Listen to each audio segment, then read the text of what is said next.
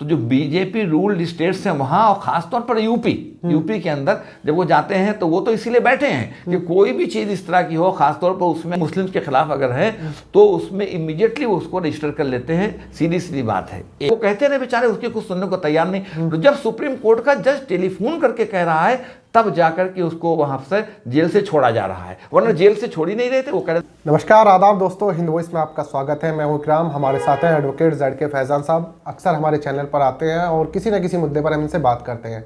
आज जो मुद्दा है वो ये है कि देश भर में लगातार पत्रकारों के खिलाफ FIR दर्ज हो रही हैं, और जो कॉमेडियन है, खासकर स्टैंड अप कॉमेडियन है, जो समाज की बात करते हैं और पॉलिटिक्स को कहीं ना कहीं घेर के उनकी कमियों को उनको थोड़ा बहुत उन पर बोलते हैं, तो उनके खिलाफ भी FIR दर्ज हो रही है, उन्हें जेल भेजा जा रहा है। अभी आपने देखा होगा सिंघू बॉर्डर पर एक कारवां मैगजीन के एक पत्रकार थे, उन्हें जेल भेजा गया, जमानत हुई। और एक ऑनलाइन न्यूज़ इंडिया के पत्रकार थे धर्मेंद्र, उन्हें गिरफ्तार किया गया, उन्हें खैर अगले दिन छोड़ दिया गया था। उसी तरह मुनव्वर फारूकी जो एक कॉमेडियन है, उनके खिलाफ 1 महीने पहले लगभग केस दर्ज हुआ और 1 महीने से ज़्यादा वो जेल में रहे। लेकिन इस सब के बीच एक चीज़ ज़रूर होती है कि उत्तर प्रदेश में ज़रूर FIR दर्ज होती है। अगर कहीं और उनके खिलाफ FIR दर्ज हो रही है वो तो एक अलग बात है, लेकिन सबसे पहले उत्तर प्रदेश का नाम आ जाता है कि यहाँ पर हो रही है। तो मैं जानना चाहता हूँ कि उत्तर प्रदेश में ऐसा कौन सा कानून है या पुलिस है जो सबसे पहले FIR दर्ज कर लेती है, और कौन लोग हैं सर? नहीं, ऐसा है साहब, कानून कुछ नहीं, कानून तो अपनी जगह पर है जी। उसका निफाज कैसे होता है ये खास बात है, समझा आपने। तो ये जो ब्यूरोक्रेट्स हैं और जो पुलिस पर्सनल्स हैं, ये सरकार का इशारा देखते हैं, समझते हैं। हर बात को कोई सूबे का चीफ मिनिस्टर या होम मिनिस्टर या फला वो कहता नहीं है, बल्कि वो उसको देखते हैं कि उसकी अप्रोच क्या है, उसकी मानसिकता क्या है, उसके जनरल इंस्ट्रक्शंस क्या हैं, उसकी क्या अप्रोच है, उसी को देख करके काम करते हैं। तो जो आपने यूपी में FIR दर्ज करने की बात थी, बहुत सारे केसेस में सही आपने कहा कि साहब कहीं होगा, यूपी के अंदर ज़रूर होगा। तो इसलिए कि वहाँ जब इस तरह की बातों को लेकर के थाने में जाते हैं तो पुलिस तो उसी मन से बैठी हुई है, वो फ़ौरन से पेशतर से कहना चाहिए वो FIR दर्ज कर लेती है। हो सकता है दूसरे स्टेट्स के अंदर जाए, अभी राजस्थान में अगर जाएंगे मान लीजिए तो वहाँ उस तरह की बात उनको क्या कहते हैं सूरत हाल नहीं मिलेगी। महाराष्ट्र में जाएंगे तो नहीं मिलेगी, या कहीं पर भी। तो जो बीजेपी रूल्ड स्टेट्स हैं वहाँ, और ख़ासतौर पर यूपी के अंदर जब वो जाते हैं तो वो तो इसीलिए बैठे हैं कि कोई भी चीज़ इस तरह की हो, ख़ासतौर पर उसमें अगर वो माइनॉरिटीज़ के खिलाफ है, मुस्लिम्स माइनॉरिटी बल्कि कहीं मुस्लिम्स के खिलाफ अगर है तो उसमें इमीडिएटली उसको रजिस्टर कर लेते हैं। सीधी बात है। एक दूसरी बात जो अभी आपने इसकी मुनव्वर फारूकी की कही, तो मुनव्वर फारूकी में इंटरेस्टिंग बात तो ये हुई कि मामला वहाँ मध्य प्रदेश में उसको रजिस्टर किया उन्होंने, स्टैंड अप कॉमेडियन जो था। तो अब वो तो एक अलग बात है कि उसको वहाँ पर किसी कॉन्स्पिरेसी के तहत बुलाया, उसका प्रोग्राम लिया, उसके बाद उसको उसमें ताकि वो उसको के बहाने वहाँ पर FIR वगैरह दर्ज हो, वो तो चीज़ अनफोर्सीन है, मान लीजिए हमारा प्रिजम्पशन है, समझा आपने या। लेकिन जो चीज़ सामने है वो ये है कि वो इतना बड़ा तो कोई जुर्म नहीं था, समझा आपने, और उसके खिलाफ वहाँ पर ज़मानत नहीं हुई, और उसके बाद वो उसकी बात सुप्रीम कोर्ट तक पहुंची जमानत के लिए। सुप्रीम कोर्ट ने शुरू में पुलिस ने कहा कि कुछ मिला नहीं, हाई कोर्ट गया, सुप्रीम गया ना, तो वो सुप्रीम कोर्ट जब आ गया, मैं कह रहा हूं कि क्या था क्या नहीं था वो तो फाइल की बातें हैं, मामला सुप्रीम कोर्ट आ गया। जो बात मैं कहना चाहता हूं ये कि सुप्रीम कोर्ट ने उसके खिलाफ उसको ख़त्म कर बेल दे दिया, और उसके बेल देने के बाद उसने जो बेल जो अभी आपने यूपी की बात की, इलाहाबाद में उसके खिलाफ FIR दर्ज हो गई थी, तो वहाँ पर उसने उसको भी स्टे कर दिया। आप समझ रहे हैं प्रोसीडिंग को।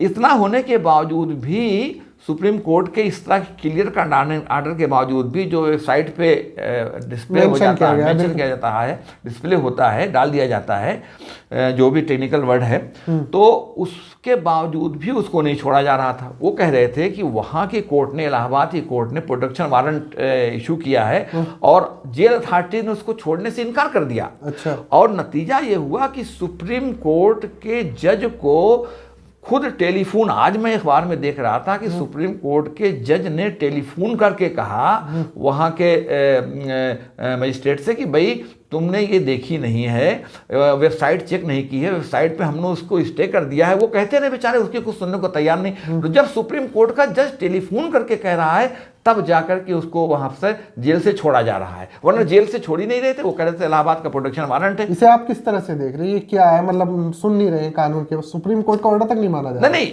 ओहो, ऐसा है। वो तो जब अब देखिए कोर्ट जो है जब जिसमें दिलचस्पी लेती है वहाँ तो काम हो जाता है। अब सुप्रीम कोर्ट के जज ने, अगर मैं समझता हूँ, जहाँ तक मेरी जानकारी, इस बीच में कोई आके पटिशन तो डाला नहीं हुई, जेल अथॉरिटी से बात कर रहे थे, सुप्रीम कोर्ट ने उसको देखा होगा और जो रिपोर्टिंग है, जैसा मैं समझ पाया हूँ, कुछ सुओ मोटो उसने देखा होगा, उसने टेलीफोन किया वहाँ उसको, क्योंकि टेलीफोन की बात है तो उन्होंने छोड़ दिया। हर चीज़ में सुओ मोटो या उस तरह से तो एक्शन नहीं ले सकती कोर्ट ना।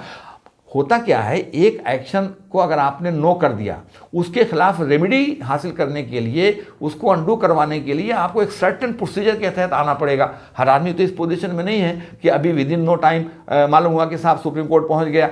ये तो एक्स्ट्राऑर्डिनरी मामलात होते हैं। अब वो मैं उस पर जानना नहीं चाहता। अर्नब गोस्वामी के केस में क्या हुआ, रात को 12 बजे काम हो रहा है, समझा आपने, तो उसको छोड़ दीजिए आप।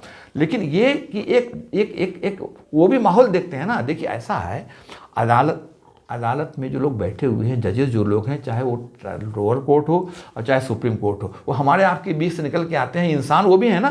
तो कहीं ना कहीं जो मीडिया में तमाम चीज़ें आ रही हैं, जो मीडिया ट्रायल हो रहा है या मीडिया में चीज़ें आ रही हैं, वो सबसे कहीं ना कहीं उनका, देखिए पार्टीजन होना अलग बात है, जहन मुतासिर होता है जो चीज़ें सामने आ रही हैं। तो कहीं ना कहीं वो बहरहाल वहाँ जो जुडिशरी है उसके दिमाग में भी कुछ, और यहाँ जुडिशरी की बात नहीं है, यहाँ बात क्या है कि वो नहीं छोड़ रहा था, क्या कहते हैं, जेल अथॉरिटीज़, वो कहते थे कि इलाहाबाद जो कोर्ट है उसने हमारे यहाँ प्रोटेक्शन वारंट भेजा है। दाई चीज़ है, वो वहाँ की ट्रायल कोर्ट के थ्रू ही वहाँ जाएगा।